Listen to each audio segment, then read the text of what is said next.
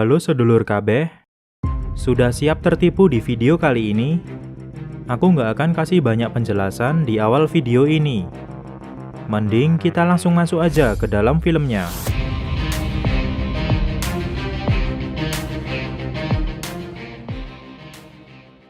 Diperlihatkan seorang pemalsu bernama Lee yang sedang berada di dalam penjara. Dia sangat ahli dalam melakukan tiruan suatu gambar. Tidak hanya sekedar menggambar, bahkan dia juga memperhatikan setiap elemennya, seperti tinta, media gambar, dan lain-lain. Suatu hari ada seorang polisi bernama Ho Wai Lam yang datang menjemputnya. Dia dibawa ke sebuah kantor polisi untuk diinterogasi. 2 tahun lalu, tepatnya di bulan Februari, terjadi pembunuhan terhadap 7 pengawal bank sentral di Kanada. Pada bulan Juni di tahun yang sama, terjadi insiden di area segitiga emas, menyebabkan 82 kematian dan 157 orang terluka parah. Setelah itu masih ada serentetan pembunuhan lainnya.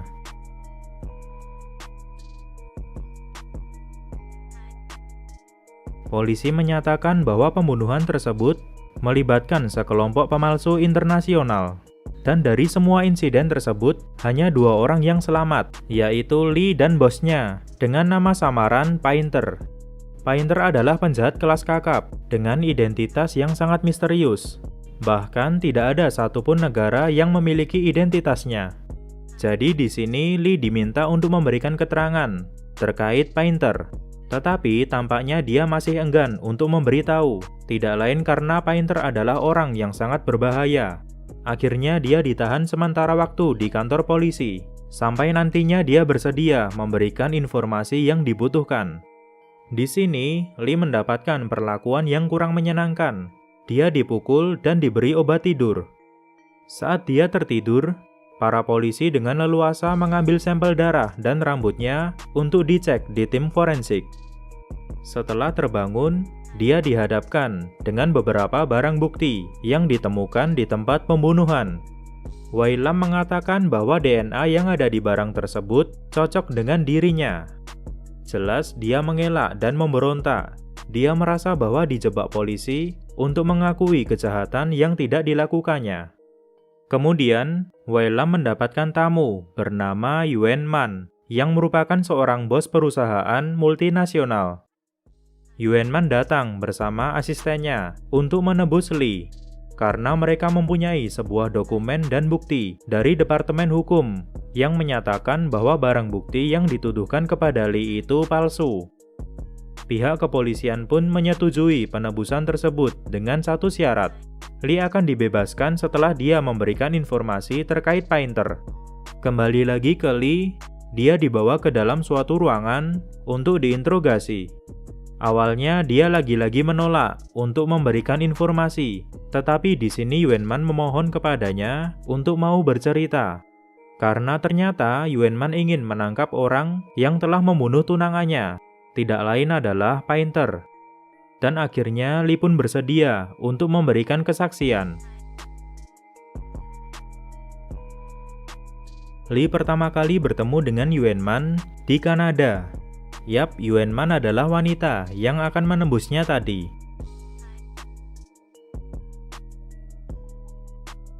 Di sana mereka menjalani hidup yang sangat sulit sebagai seorang pelukis. Tetapi mereka mempunyai impian, yaitu suatu saat nanti ada orang yang akan membeli karya mereka. Seiring berjalannya waktu, mulai timbul pertikaian di antara mereka karena adanya perbedaan prinsip. Sampai akhirnya keadaan memisahkan mereka setelah Lee melihat Yuan Man berselingkuh dengan pria lain. Di sini bukan sepenuhnya salah Yuan Man, tetapi memang Lee sendiri adalah orang yang sangat keras kepala dan temperamen, sehingga membuat hal itu terjadi. Mereka pun menjalani hidupnya masing-masing. Yuan Man sebagai seorang pelukis, sedangkan Lee, suatu ketika dia dipertemukan dengan seorang yang mempunyai julukan Painter. Dan disinilah kisah serunya dimulai. Singkat cerita, Lee memulai kerjasamanya dengan Painter untuk membuat uang palsu, yaitu $100 Amerika keluaran terbaru.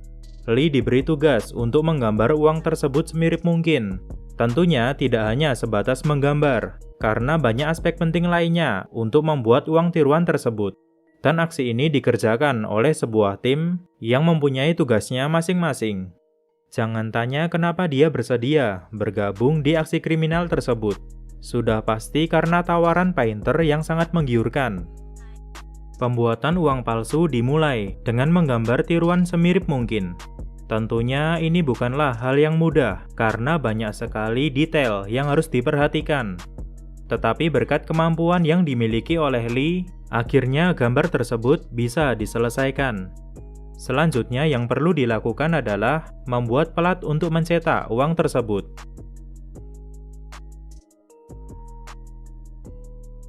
Hingga pelat pun sudah jadi, dan hasil cetakannya sangat mirip dengan uang aslinya. Tetapi ini bukan hasil akhir. Sampai saat ini mereka baru menyelesaikan sampai pelat cetakannya saja. Di sini Lee mempunyai kedekatan dengan seorang bapak tua bernama Chu Fu, yaitu si pembuat pelat tadi. Dia mendapatkan info bahwa keluarga painter juga melakukan banyak sekali pemalsuan selama ini. Tetapi tidak pernah ada satupun yang tertangkap karena aksinya yang sangat rapi dan para klien pembeli uang palsu juga bisa menjaga kerahasiaan. Selain itu, Pak Cifu juga memberitahu bahwa dia juga merahasiakan pekerjaan ini dari keluarganya. Dia memiliki 4 orang anak dan 1 istri yang tinggal di Makau. Karena sudah menjadi ketentuan, apabila sudah bekerja dengan painter, maka harus merahasiakannya dari siapapun, termasuk keluarga. Kembali lagi ke pembuatan uang palsu. Suatu ketika, painter mengajak anak buahnya untuk pergi ke Eropa Timur. Ternyata di sana painter membeli pencetak kertas industri dari perusahaan milik negara. Mesin tersebut dulunya digunakan untuk mencetak sertifikat valuta asing, tetapi sekarang dijual sebagai besi tua. Nah, mereka akan memanfaatkan mesin tersebut untuk melakukan pencetakan uang dalam skala yang besar. Kemudian mereka membeli kertas bebas pati. Lagi-lagi ini bukanlah hal yang mudah karena penggunaan kertas bebas pati diatur oleh pemerintah. Namun tenang saja, dengan melakukan penyamaran dan beberapa skenario, akhirnya mereka bisa mendapatkan kertas tersebut. Singkat cerita, mereka memulai pencetakan dengan mesin dan kertas yang tadi sudah dibeli. Tidak tanggung-tanggung, ada 500 ton kertas yang harus dicetak.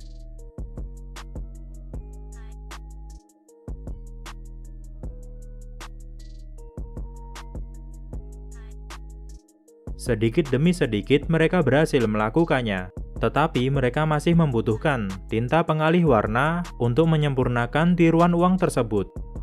Setelah itu diperlihatkan perbincangan di antara Lee dan painter.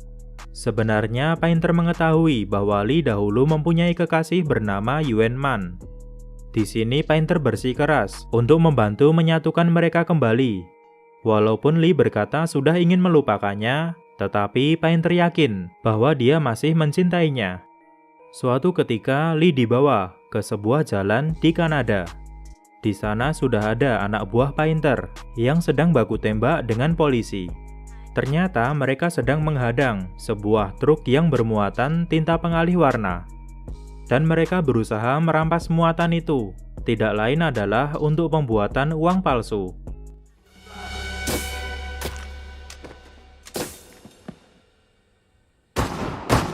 Hingga akhirnya mereka bisa mengalahkan semua polisi pengawal tersebut, lalu mengambil tintanya, bahkan juga membunuh semua polisi dengan ledakan bom. Kalau kalian ingat, ini yang tadi sempat kubahas di awal film, tentang pembunuhan yang dilakukan oleh painter beserta anak buahnya, di mana pada bulan Februari terjadi pembunuhan terhadap 7 pengawal bank sentral di Kanada. Setelah mendapatkan tinta pengalih warna, mereka mulai menyempurnakan uang yang tadi sudah dicetak.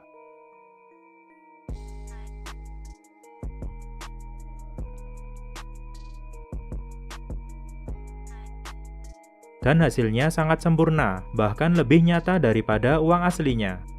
Akhirnya pembuatan uang palsu sudah selesai, dan kini mereka tinggal menjualnya kepada para klien. Uang palsu tersebut diedarkan ke beberapa belahan negara, di antaranya Juarez di Meksiko, Paxe di Laos, Dublin di Irlandia, Bengaluru di India, Havana di Spanyol, dan masih banyak lagi. Tentunya menjual uang palsu ini memberikan keuntungan yang sangat besar. Bahkan Painter langsung membelikan Lee sebuah resort di Thailand. Kemudian adegan memperlihatkan Painter mengajak Lee ke sebuah tempat di area segitiga emas. Tampak banyak sekali penjaga yang dibekali dengan senapan laras panjang. Di sini Painter bertemu dengan seorang bos mafia yang sebut saja Ahong.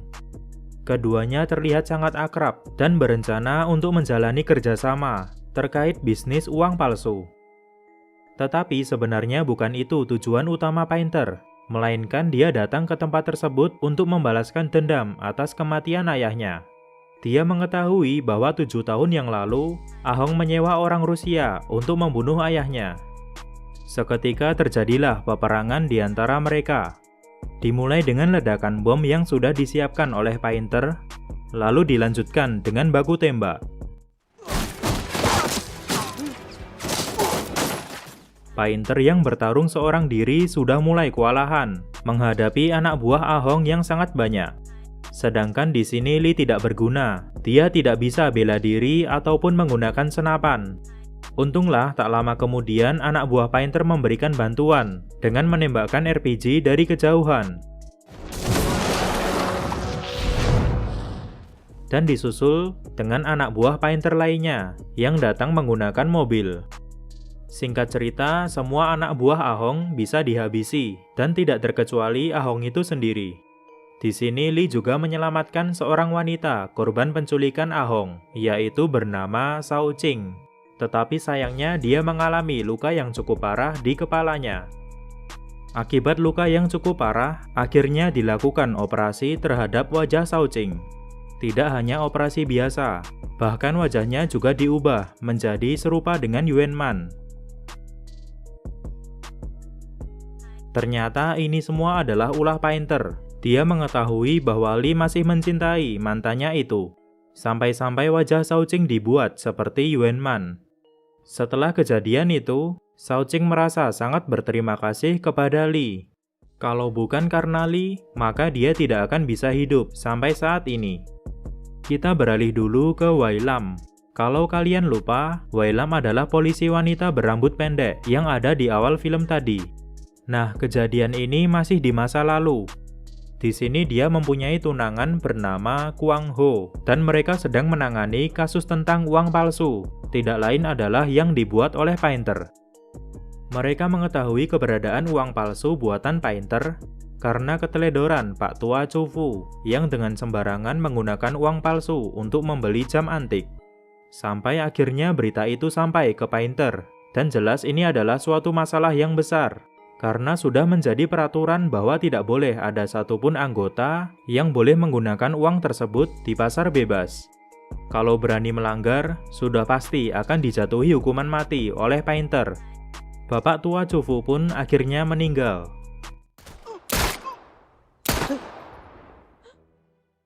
Ini juga termasuk yang tadi kubahas di awal film, tentang pembunuhan yang dilakukan oleh Painter beserta anak buahnya, di mana terjadi pembunuhan terhadap pemilik pabrik pewarna Chu Fu.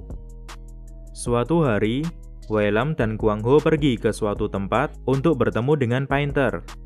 Jadi ceritanya Kwang Ho menyamar sebagai orang biasa dan berpura-pura akan membeli uang palsu. Sedangkan Wai Lam berjaga di luar gedung. Tetapi sayang sekali, Painter sudah mengetahui bahwa Kwang Ho adalah seorang polisi. Sampai akhirnya Kwang Ho dibunuh. Bahkan sebelum dia sempat melakukan transaksi dan menggali informasi lebih lanjut. Ini juga termasuk kasus pembunuhan oleh Painter yang kubahas di awal film, yaitu tentang pembunuhan pria Cina Vietnam bernama Kwang Ho. Kekejaman Painter tidak berhenti sampai di sini. Ternyata dia juga menculik Yuan Man beserta tunangannya. Lalu dia menyuruh Lee untuk membunuh pasangan tersebut, tetapi jelas saja Lee menolak dan melakukan perlawanan.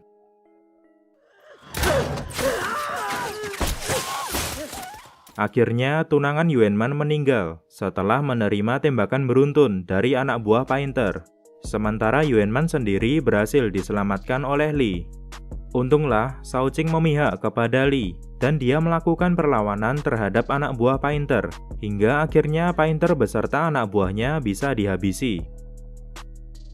Setelah kejadian itu, Li dan Shaoqing menetap di sebuah resort yang dulu pernah diberikan oleh Painter, yaitu di Thailand. Tetapi suatu ketika Li melihat sebuah berita yang membuatnya menjadi sangat stres. Itu adalah berita tentang pembunuhan terhadap keluarga Pak Tua Chufu, yang tadi juga sempat kubahas, di mana Pak Chufu memiliki 4 orang anak dan 1 istri yang tinggal di Makau. Li meyakini bahwa Painter masih hidup sampai saat ini, dan dia memutuskan untuk pergi dari tempat tersebut karena dianggapnya sangat berbahaya. Sedangkan Shaoqing memilih untuk tetap tinggal karena dia berpikir bahwa Painter tidak akan datang ke tempat tersebut selagi mereka tidak mengusiknya. Tetapi sayang sekali, Li ditangkap oleh polisi setempat karena ketahuan menggunakan uang palsu. Lalu saat dia akan digiring ke dalam mobil polisi, dia melihat Painter sedang berdiri di seberang jalan sambil tersenyum ke arahnya. Tampak juga Painter memegang poster pameran Yuanman dan seperti sedang merencanakan sesuatu yang jahat. Oke, cerita di masa lalunya sudah selesai. Sekarang saatnya kita kembali ke masa sekarang.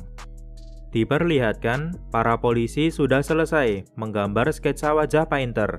Sketsa ini nantinya akan mereka gunakan sebagai modal untuk menangkapnya. Sedangkan Li dibebaskan sesuai perjanjian sebelumnya, karena dia sudah memberitahu semua informasi mengenai Painter. Kita beralih dulu ke Wei Lam. Dia melihat Painter yang akan memasuki kantor polisi. Tampaknya penjahat satu ini akan kembali berulah, sehingga Wei Lam buru-buru untuk mengejarnya. Sedangkan di sisi Painter, dia kaget setelah melihat wajahnya sudah dijadikan sketsa buronan oleh polisi. Lalu tiba-tiba dilemparlah flashbang ke arahnya. Dan saat matanya sudah bisa melihat, polisi sudah berkerumun di sekitarnya. Apakah semudah itu menangkap Painter? Jawabannya tidak. Sudah kubilang kalian pasti akan tertipu. Sebenarnya pria tersebut bukanlah Painter, melainkan dia memang seorang polisi bernama Chi Fai. Karena dia adalah supir untuk divisi yang baru, maka memang belum banyak yang mengenalinya. Sampai-sampai wajahnya dijadikan sketsa buronan. Di sini Wei Lam juga teringat sesuatu, bahwa Chi Fai memanglah seorang polisi. Bahkan beberapa waktu yang lalu juga sempat mengantarkan Li serta dirinya dari penjara menuju kantor polisi. Wei Lam dan polisi lainnya merasa tertipu oleh Li, dan mereka bergegas untuk menangkapnya kembali. Setelah itu, adegan memperlihatkan kebenaran yang sesungguhnya, bahwa Painter yang selama ini diceritakan itu adalah Li sendiri, tetapi dia menggunakan wajah Chi Fai untuk memerankan tokoh Painter. Jadi intinya dari semua kisah yang diceritakan oleh Li itu benar-benar terjadi. Hanya saja dia menambahkan sosok Painter palsu dengan wajah Chi Fai. Sedangkan di tempat lain, Li sedang melarikan diri bersama Yuanman menggunakan kapal pribadi. Dan lagi-lagi kebenaran terungkap. Ternyata wanita ini bukanlah Yuanman yang asli, melainkan dia adalah Shaoqing. Ingat kan Shaoqing yang tadi wajahnya dioperasi? Shaoqing hanya melakukan akting sebagai Yuanman untuk membantu Li bebas dari polisi. Apakah ini akhir yang bahagia untuk Li? Tunggu dulu. Tiba-tiba Shaoqing menghentikan kapal dan polisi sudah mulai muncul di sekitaran mereka. Namun Shaoqing tidak menyerahkan Li kepada polisi, melainkan dia meledakkan kapal yang mereka tumpangi. Dan tamatlah riwayat mereka berdua. Seperti yang kita ketahui bahwa Li adalah penyelamat bagi hidup Shaoqing, sehingga Shaoqing menjadi sangat terobsesi kepada Li. Di satu sisi dia memendam perasaan cinta, tetapi di sisi lain dia juga mengetahui bahwa Li sebenarnya masih mencintai Yuanman.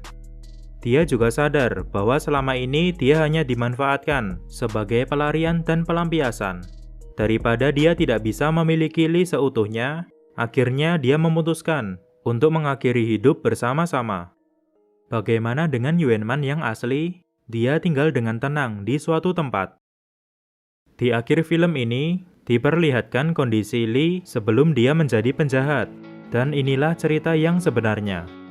Dulunya dia tinggal bersama Pak Tua Chu Fu, dan saat itu hidupnya sangat susah. Dan dia sama sekali tidak pernah berpacaran dengan Yuan Man. Bahkan Yuan Man sama sekali tidak mengenali dirinya. Dia hanya menyimpan rasa cintanya kepada Yuan Man, karena dia sadar bukan siapa-siapa. Terima kasih sudah menonton video ini sampai selesai. Dan untuk penonton baru, boleh tinggalkan subscribe kalau mau bertemu lagi di video seru selanjutnya. Dan sampai jumpa.